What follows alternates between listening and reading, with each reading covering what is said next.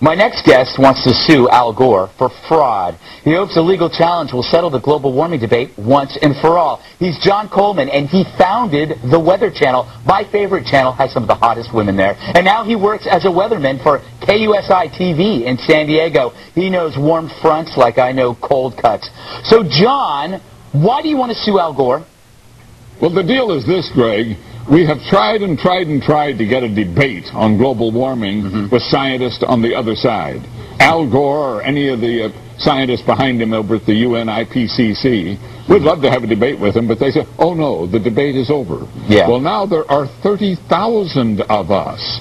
We have 30,000 scientists, 9,000 PhDs, who have signed up to debunk global warming. And they still won't listen to us. You realize that Fox is the only cable network that will put us on the air. CNN won't. That other thing, MSNBC, it won't. CBS, ABC, NBC, they scoff at us.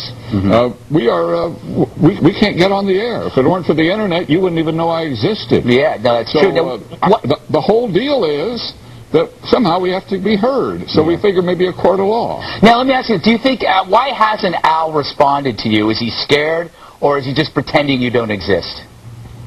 Well, I think he regards us as just a little gnat. After all, he's a former Vice President of the United States. He's got an Oscar. He's got a Grammy. He's got $100 million.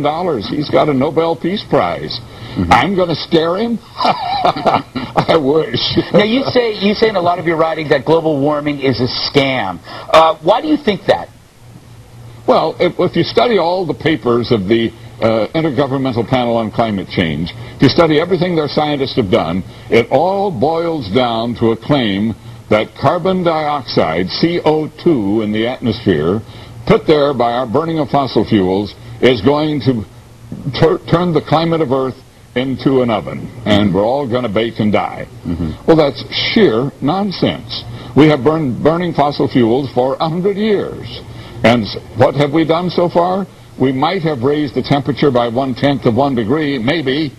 CO2 is a natural compound in the atmosphere. It's not a pollutant. No, plants have to have it. It's like water vapor. Every time I breathe out, I create it. It is no big deal, and it's certainly not going to end the world. No, if you believed what the global warming freaks are saying, it's something so evil, but it's no different than basic water vapor. I mean, it's just a substance that's out there. But I got to ask you, because there is so much science out there that's saying that this is purely hypothetical nonsense, why did it become such a widely held belief? Why is global warming so, I don't know, easily embraced by people in Hollywood, by people in the media?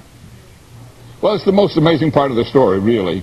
How did it become such this huge accepted scam?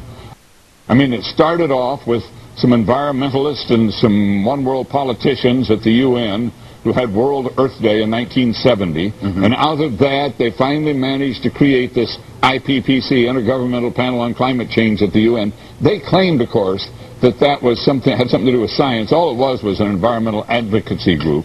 Then Al Gore learned a little bit about CO2 in college. One course, learned a little, and all of a sudden he became an expert. So he becomes vice president. The UN starts foisting this thing on us.